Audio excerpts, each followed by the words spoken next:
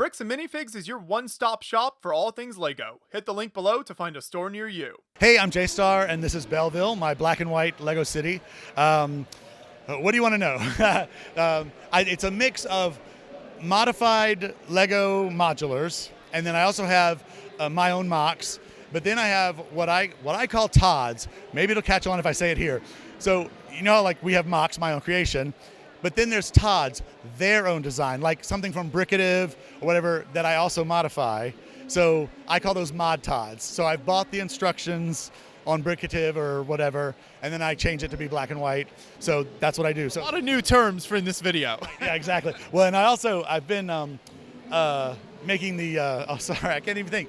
The road plate, Mills plates, but I like the old school road plates. So I'm Millsifying the road plates. So I call them mold plates because they're old school road plates with the Mills on it. So I can do, that together. It's an interesting combination of it. Yeah.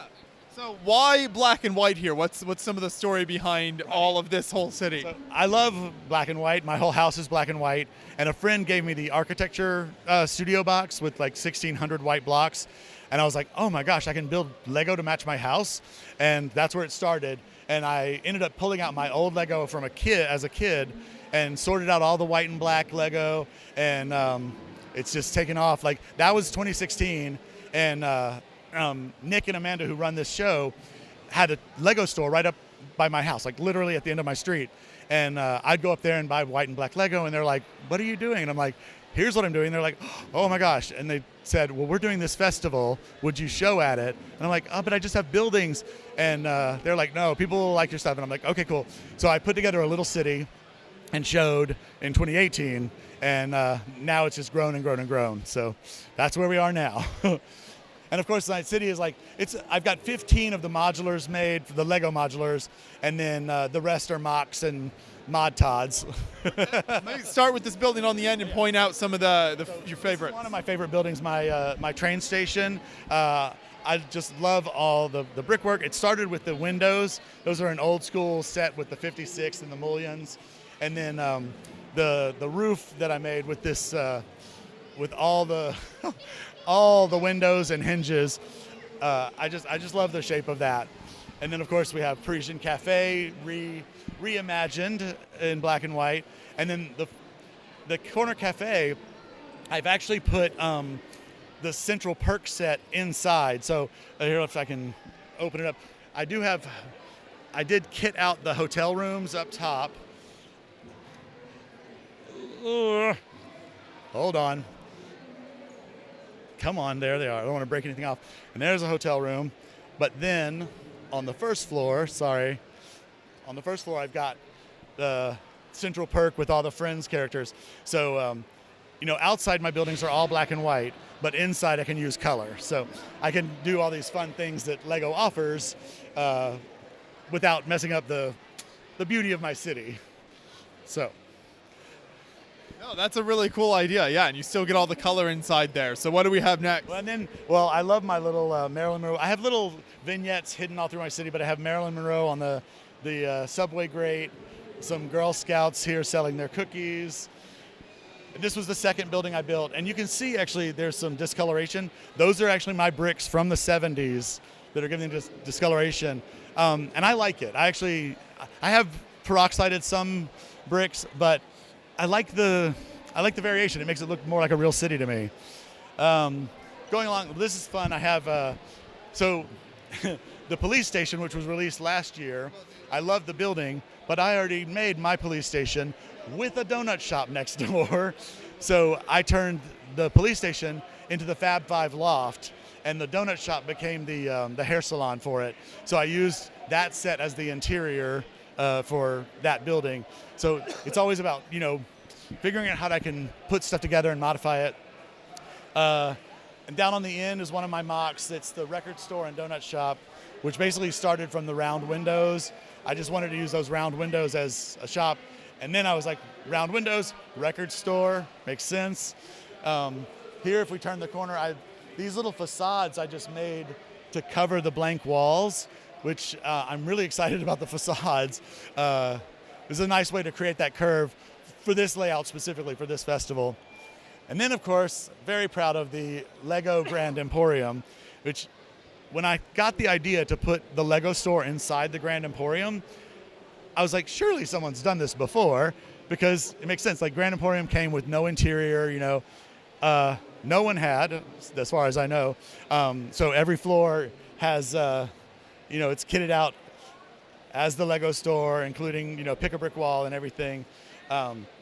Also, this is wired wireless. So you see the little connectors here. So you can take the floors apart, and then once they're back on, oh, watch it not work, the lights come back on, which I'm loving. I'm trying to light my whole city now. Here's my art gallery, and if you can get down low, you can see Warhol and Dale Chihuly, Jeff Koons. I have all kinds of artists, but there's a Dale Chihuly sculptures inside, and Rothko's and Warhol's and all kinds of art that I've done. Oh, and I also should show you this. Little Big Art is a guy in England that does art-based Lego custom printing, and he did a whole series of Keith Haring graffiti and Banksy graffiti, but he printed them custom on white for me, and so I have graffiti all around my city. I'll show you some more. That building I just saw a picture of that Maxim Babikov had designed, and I just took it from one picture and tried to figure out the rest of it. Now it's home to Cruella de Vil, which Mark from Lego Masters, the first time he saw my city, was like, "You've got to have a Cruella de Vil, right?" And I'm like, "Oh, yeah, I need a Cruella de Vil." And so I went home and made a Cruella de Vil. The building in the back is, on the first floor, I have a Little Shop of Horrors, and there's a tattoo parlor in there. That's a mock, of course. And then this building is the new, oh my gosh, my brain, it's been a busy day. You can edit this, right? This is doing great. New Natural History Museum, but of course I expanded it, put an extra floor on it, and made it my city hall. I really like this building a lot. The columns on it are so cool. So pretty much just recolored it, and that's all I had to do. And of course we have CentralPerk here with my favorite fountain that I just lit from below, which I'm in love with that, learning the technique. This building over here is one that's in downtown Atlanta. I saw, and I was like, oh, that would make such a cool building. So I came home and built the facade, and that actually I made my dinosaur museum. So again, I made a dinosaur museum, and then Lego came out with a dinosaur museum. Here we have the boutique hotel, and of course I've added a floor to it, and I've added terraces and balconies to the back. And this is also a favorite thing of mine. The little advertising columns, they're modeled after the ones that are in Vienna. Then they spin and have advertising for art, opera, posters. So I have those sprinkled around my city. I do have a red light district. I don't know what your viewers can see, but there is a red light district here in Belleville. The Jazz Club, I had already made a pizza joint, which is over there, but so I made the side build a noodle shop. And then this is a Todd, their own design. This is from Bricative. Agatha from Bricative designed it, but of course I modified it to be black and white. Townhouses from pet shop, and I put the veterinarian in the top of my pet store, so kind of combined a couple bills. And this is an early on building. Don't look too close at it. The brick bank. You can see this was one of the first things I built, and I didn't have a great parts selection, so it's a little bit weird. It's on the list to be rebuilt and lighted, so it's on the list. And this is Market Street, which nobody likes Market Street, but I think I did a pretty good job of recreating it and making it look nice. So it's nice to have that. And this is my new aquarium. I love this building. That's so cool. Thank you. I had started with the round circles. I knew I wanted like porthole windows on it, and it sat on my desk for a long time, like trying to figure it out. And then I finally built a whole wall of the circles, but it was too modern. It was too modern for my city. And then I had the idea to do the double layer. So inside you can see the masonry bricks, and you can see the old windows are like stoned up and they have the pediments. So it's as if the architect built the facade on top of the old building, and I think that helps mesh it. And it also has the Amsterdam style roof to influence. But then my theme was bubbles, so I started with like the little 1x1s and bubbled up the thing until the roof is covered in bubbles. And again, this one has the lighting. I can show you inside if you want. It is one of my favorite buildings. I love the big panels on the back. Yeah, on my Dino Museum I have more. I should do more on this, but so you can take off the bubble roof, which this was fun to put together because they're all random. So it took a lot of work to get this to not be a mess. But I really like with limited space to fill in all the tanks and good Sea creatures. the sea creatures. And then this is on wireless connectors. So, come on. Actually, I have it two parts. So again, it's the little wireless connectors that when they connect, the lights come on. But then the first floor, more tanks and the little whalebone entrance archway. So I'm very proud of this building. It's one of my newest ones. And then here we have the Bricklink designer program, Venetian Houses, which I just love. When these came out, I was like, oh my gosh, because I'd already built the bridge that's down there at the end of the canal, and the arches with the double columns are exactly what are on the front of this building. I'm like, it's meant to be. I love these buildings. So right now we have Carnival going on, and you may notice like I have the little aristocrat lady, and I love that hairpiece, but I felt like she needed some friends, so I spray painted black hair, red hair, yellow hair.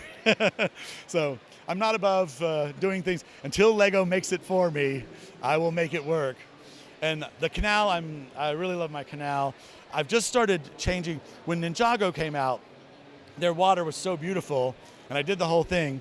But now I started like greebling with the cheese wedge pieces, and I just love the way the water reflects. It's just so cool.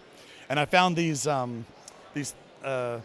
LED lights that color change, and they're actually on a remote. I can change them to be any color. I like the color change. It just makes me think of Paris. So anyway, my little square here with the umbrellas over is out of Lisbon. It just makes me think of Lisbon. And all the tiling of the floors of all the sidewalks. Lisbon is all covered in black and white granite, and they're all in patterns and all the squares and stuff. So that's where a lot of that comes from. So we got a few more things on the back side.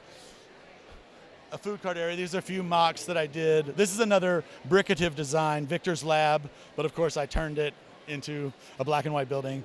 And these are modeled after Soho, New York, ironwork buildings. And then we have the little food court area. And the back of the building has become my dinosaur museum, which is actually, the interior of that is modeled after the Fernbank Science Center here in Atlanta. And the back of Town Hall, I really like these windows. I've been wanting to do these awnings for a long time, so nice to have that. And so because I knew people would be seeing the back of the building, I was able to do that. And then I'll just show you this really quickly. I do actually do color overlays for my city.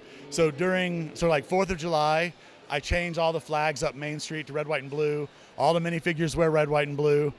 Same for Thanksgiving and Halloween, Valentine's Day, Christmas. So I just change all the bits of color in the city, which is really fun because it pops out against the black and white. Let's see. Well, here's a fun little Easter egg in here. Hidden inside this building is a Dexter kill room. He's covered the windows over with plastic, but he's ready to help society. And then we have a mock church that I did. And this is based on a couple of churches that I saw in Prague, combining, different aspects of their architecture. And then, of course, the botanical gardens, which when that set came out, I was in love with it, as many people were. And so I bought a couple sets and put them together as what I had in my head. But when I put them in the city, it was too small. So I went back to the drawing board and did it again. And then, do you know Dale Chihuly, the glass artist? So I have Chihuly glass sculptures hanging in the atriums. This is my favorite one in that one. I love that. Yeah, his work is always spectacular. So it's really cool to see that represented in Lego. And if you peek down here, I don't know if you'll be able to see him, but I do have a minifig of Dale Chihuly with his afro and his eye patch. He's holding a glass plate. I have other little artists, Magritte and Warhol and Jeff Koons there. Other things, I mean, I have little things everywhere. On this street corner, Naked Cowboy from New York is performing to some penguins. I don't know. My fried green tomato truck is a favorite thing of mine. What are some of these other buildings as we move down here? And so obviously back here we're having a modified Palace Cinema, the modified Assembly Square, and I really like my fountain here. I've used power pieces to make the water, and people tend to like that a lot. I think it upgrades the fountain. And then of course we have the green grocer, which is now the black grocer, I guess. And then for the detective's office, I made Al's a fish shop, so that's kind of fun. And so now I have like my food area here, and this is a custom mock that is the butcher shop. And then we have the School of Belleville, and then this is actually one of the Diagon Alley sets. This is the Ron Weasley, whatever it is, but of course I turned it into an oddities shop, and I'll show you. Oop. This is normally in a different place, but the oddities shop is filled with oddities just spilling out. So I love that. And then next door we have Mrs. Lovett's Pie Shop, which is my Sweeney Todd mock. And upstairs we have the barber shop where Sweeney's giving a haircut, and there is a trap door. The trap door goes through to the meat grinder down below, so you can do it. And if you want, I can pull this out. Come here. Yeah. Okay. And now you can see into the front of the shop. Very cool. Then we're back at the train station. This is spectacular work here. So what are some of your main takeaways and kind of things you learned when you're recoloring everything into black and white with Lego? Well, one thing I learned early on is Lego does not make every piece in black and white. So that's actually, it's a lot harder to recolor a Lego modular because A, they'll put out new pieces, B, they may not be in my color. So I have to reconfigure stuff. If they've got an interesting build technique, I have to mess with it and figure out how can I build it, to stay sturdy. So that's the one thing. And then also, like, when I just think, oh, I'll just change it to black and white, it doesn't always look great. Like, I'll be building something and I'll think, oh, I'll do black here, but then you do the next layer and it doesn't look right, and I have to go back and okay, so white here with black on top of it looks better. So it takes quite a while to redo one of theirs as opposed to me creating a mock from the ground up. So, yeah. Gotcha. Well, it's really neat. It's a very unique city layout here, and I normally love color in Lego, but this also is just a very different approach, so I think it really makes you think about some of these buildings in a different way. So great work, and I hope to see more from you in the future. Thank you. Thank you very much, Josh. It's been a pleasure.